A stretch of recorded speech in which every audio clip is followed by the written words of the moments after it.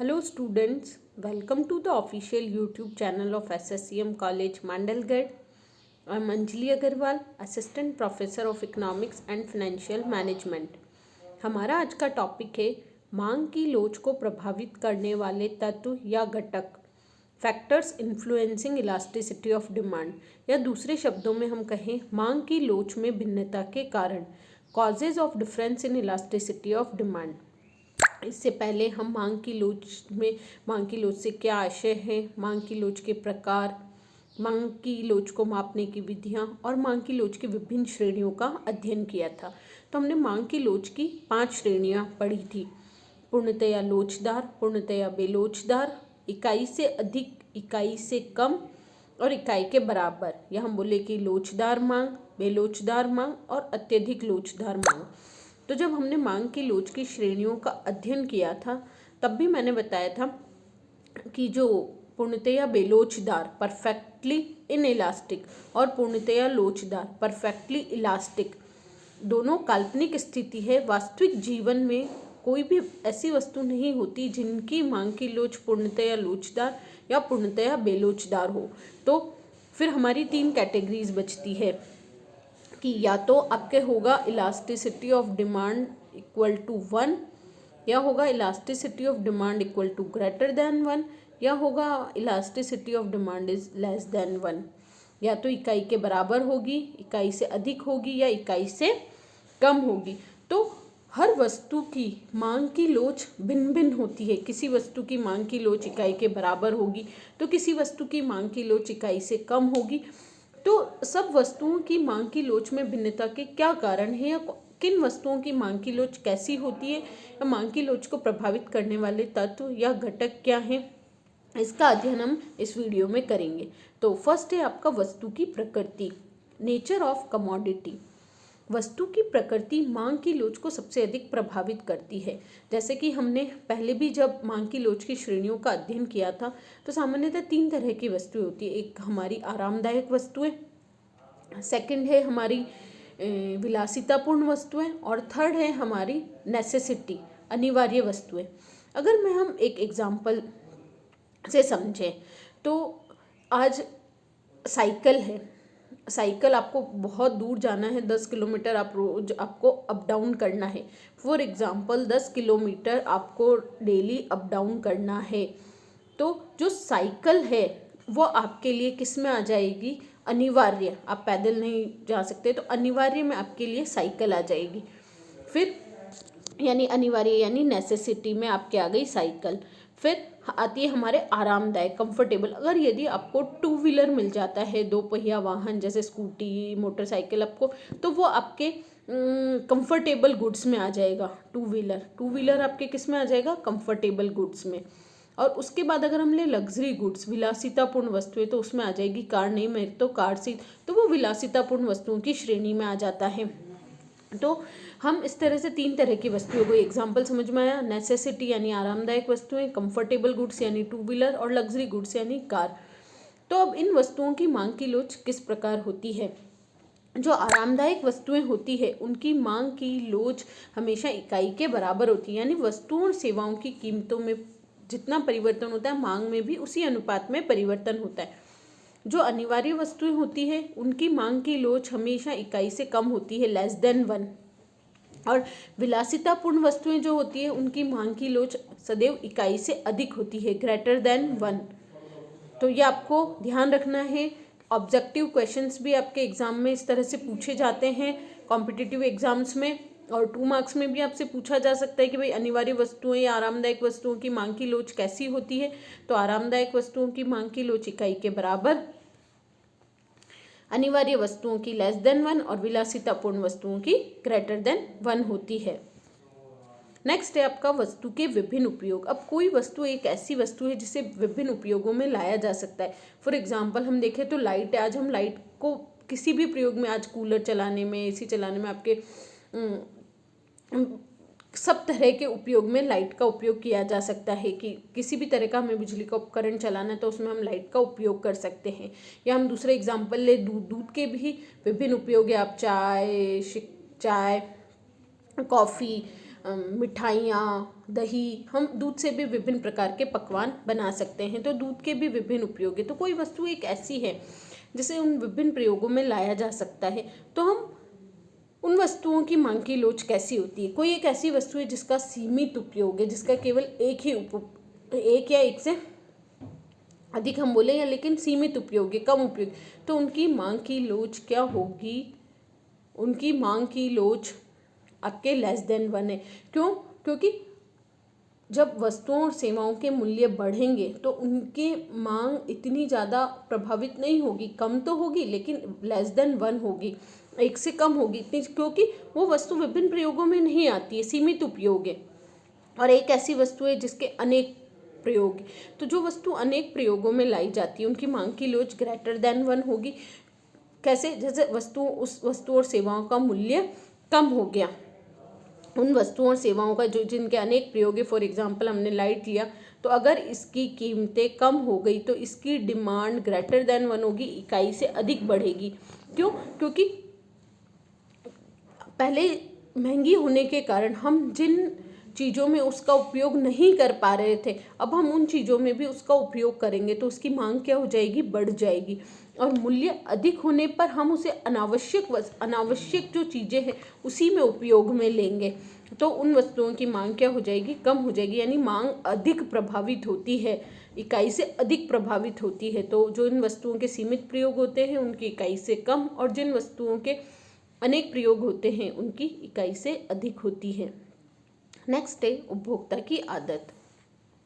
उपभोक्ता की आदत का भी मांग की लोच पर प्रभाव पड़ता है। जिन वस्तुओं का उपयोग उपभोक्ता की आदत में सम्मिलित हो जाता है, यानी आप उसके हैबिचुअल हो, उसके बिना आप नहीं रह सकते, तो उन वस्तुओं की मांग की लोच बेलोचदार होती है, या हम बोले कि इकाई से कम होती है। क्योंकि यदि वो आपकी आदतन वस्तु है, उस वस्तु की कीमतें बढ़ने पर भी उस वस्तु की मांग कम नहीं होगी, क्योंकि आप उस वस्तु के बिना नहीं रह सकते, आप उस वस्तु का प्रयोग आपकी आदत बन गया।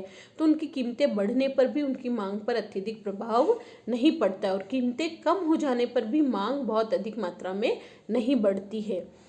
तो इसलिए ऐसी वस्तुओं की मांग कम लो। तो आदत वाली वस्तुओं की इकाई से कम, सामान्य वस्तुओं की इकाई के बराबर या इकाई से अधिक हो सकती है।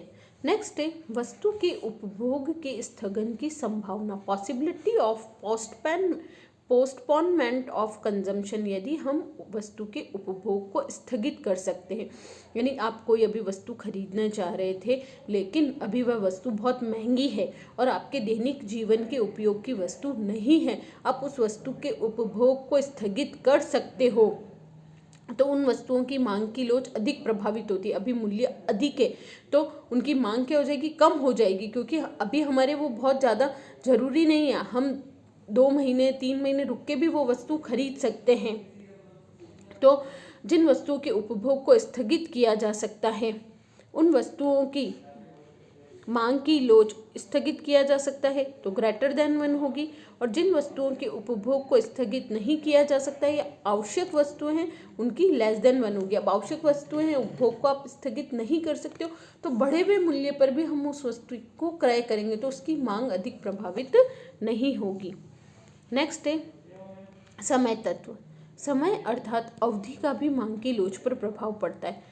अल्पकाल में वस्तु की मांग बेलोचदार होती है, यानी इकाई से कम प्रभावित होती है। या मांग की लोच बेलोचदार से क्या आशय होता है कि मांग की लोच कम प्रभावित होती है, क्योंकि अल्पकाल में मांग की पूर्ति को वस्तु की मांग के अनुसार वस्तु की पूर्ति को हम समायोजित नहीं कर सकते हैं, क्योंकि अल्पकाल में वस्तु की पूर्ति को नहीं बढ़ा सकते और दीर्घकाल में हम मांग को समायोजित कर सकते हैं, अतः मांग की लोच अधिक लोचदार होती है। तो जो अल्पकालीन वस्तुएं होती है उनकी मांग की लोच क्या होती है? लेस देन 1, और जो दीर्घकालीन वस्तुएं होती है उनकी होती है ग्रेटर देन 1। ग्रेटर देन 1 मतलब इकाई से अधिक। नेक्स्ट है उपभोक्ता की आय का स्तर, आय से भी प्रभावित होती है। अब धनी वर्ग है और निर्धन वर्ग है। अब धनी वर्ग के कीमतों के बढ़ने या कम होने का कोई प्रभाव नहीं, वस्तुओं की कीमतें थोड़ी बहुत बढ़ भी जाती है, अधिक भी बढ़ जाती है, तो वह उस वस्तु के प्रयोग को बंद नहीं करते, उनकी उस वस्तु की मांग यथावत रहती है। और मूल्य कम होने पर मांग नहीं बढ़ती, तो उनकी मांग की लोच कम प्रभावित होती है। लेस देन वन का क्या आशय है कि वस्तु की मांग कम, तो धनी वर्ग के लिए वस्तुओं की मांग क्या होती है, मांग की लोच लेस देन वन होती है। और निर्धन वर्ग जो उन वस्तुओं का उपभोग करता है तो उनकी मांग की लोच अधिक प्रभावित होती है, तो उनके लिए क्या होगी, EP equals to greater than one.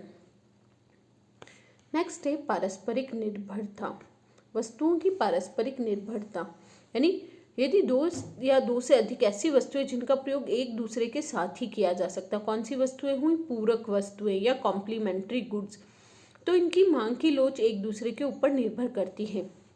यदि एक वस्तु की मांग अधिक लोचदार है तो दूसरी वस्तु की मांग भी क्या होगी, अधिक लोचदार। जैसे एग्जाम्पल दिया गया है कि जो आपकी कॉम्प्लीमेंट्री गुड्स या पूरक वस्तुएं होती है, ब्रेड मक्खन, पैन शाही, स्कूटर पेट्रोल, तो इन वस्तुओं को हम सदैव साथ में प्रयोग करते हैं। तो यदि एक की मांग की लोच अधिक लोचदार है तो दूसरी वस्तु की मांग की लोच भी अधिक लोचदार होगी। इसके विपरीत यदि एक वस्तु की मांग की लोच कम लोचदार है तो दूसरी वस्तु की मांग भी कम लोचदार होगी। तो ये तो पूरक वस्तुओं के संदर्भ में, पूरक वस्तु में एक की अधिक है तो दूसरे की भी अधिक होगी, और एक की कम है तो दूसरे की भी कम होगी। नेक्स्ट है आपका स्थानापन्न वस्तुएं। एक वस्तु की मांग की लोच इस बात पर निर्भर करती है कि उस वस्तु की कितनी स्थानापन्न वस्तुएं बाजार में उपलब्ध है। स्थानापन्न यानी हम एक के स्थान पर दूसरे का प्रयोग कर सकते हैं, जैसे टी एंड कॉफ़ी, चाय और कॉफ़ी हो गया, गेहूं और चावल हो गया।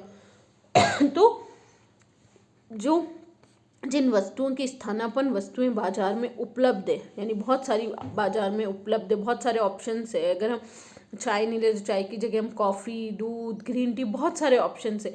तो उन वस्तुओं की मांग की लोच क्या होती है, जो स्थानापन्न, जिन वस्तुओं के कई स्थानापन्न वस्तुएं बाजार में उपलब्ध है तो उन वस्तुओं की मांग की लोच अधिक प्रभावित होती है, तो वो ग्रेटर देन वन। और कोई भी स्थानापन्न वस्तु नहीं है, उस वस्तु के मूल्य बढ़ जाते हैं तो भी हमें उसी वस्तु का उपभोग करना है, उस वस्तु का कोई भी सब्स्टिट्यूट नहीं है, तो उस वस्तु की मांग की लोच क्या होगी, लेस देन वन होगी।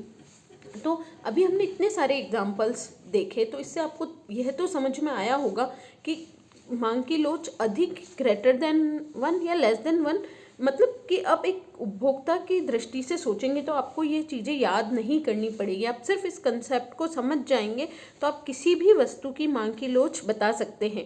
आपको कंसेप्ट समझना है कि वस्तुओं की कीमतें बढ़ने या घटने पर उस वस्तु की जो हम मांगी जाने वाली मात्रा है या हम जो वस्तु क्रय करेंगे तो उसकी मात्रा पर प्रभाव पड़ेगा या नहीं पड़ेगा। यदि अधिक प्रभाव पड़ेगा तो मांग की लोच इकाई से अधिक है, और कम प्रभाव पड़ेगा तो मांग की लोच इकाई से कम है। नेक्स्ट है वस्तु की कीमत। मांग की लोच वस्तु की कीमत पर भी निर्भर करती है। जिन वस्तुओं की कीमत बहुत अधिक होती है, यानी हम बोले लग्जरी गुड्स बहुत अधिक है, तो उनकी मांग की लोच क्या होगी, कम लोचदार होगी, क्योंकि उनको धनी वर्ग द्वारा, तो धनी वर्ग द्वारा जिन वस्तुओं को क्रय किया जाता है उनकी मांग की लोच क्या होती है, इकाई से कम। और जिन वस्तुओं की कीमत बहुत कम होती है, उपभोक्ता अपने कुल व्यय का बहुत छोटा सा भाग व्यय करता है, तो उनके मूल्य में वृद्धि अथवा कमी का कोई विशेष प्रभाव नहीं पड़ता, तो इनकी मांग की लोच भी क्या होती है, कम लोचदार होती। तो यदि कीमत बहुत अधिक है तो भी मांग की लोच कम लोचदार होगी, और यदि कीमत बहुत कम है तो भी मांग की लोच क्या होगी, कम लोचदार होगी। और कीमत ना अधिक है न कम है तो उनकी मांग की लोच प्राय लोचदार होती है। नेक्स्ट है डिस्ट्रीब्यूशन ऑफ वेल्थ, धन का वितरण। इसमें आपको प्रोफेसर टॉन्जिंग के अनुसार यदि समाज में धन का असमान वितरण है तो वस्तुओं की मांग कम लोचदार होगी, और क्योंकि ऐसी दशा में समाज का वितरण, देखो धन का असमान वितरण है यानी धनी और निर्धन है, धनी और अधिक धनी होते जा रहे हैं और गरीब और अधिक गरीब होता जा रहा है। तो यदि समान वितरण होगा तो मांग की लोच इकाई के बराबर या इकाई से कम होगी, इकाई से अधिक होगी। और यदि असमान वितरण है धनी, तो उन समाज में मांग की लोच क्या होगी, ग्रेटर देन वन होगी। नेक्स्ट है उपभोग पर नियंत्रण।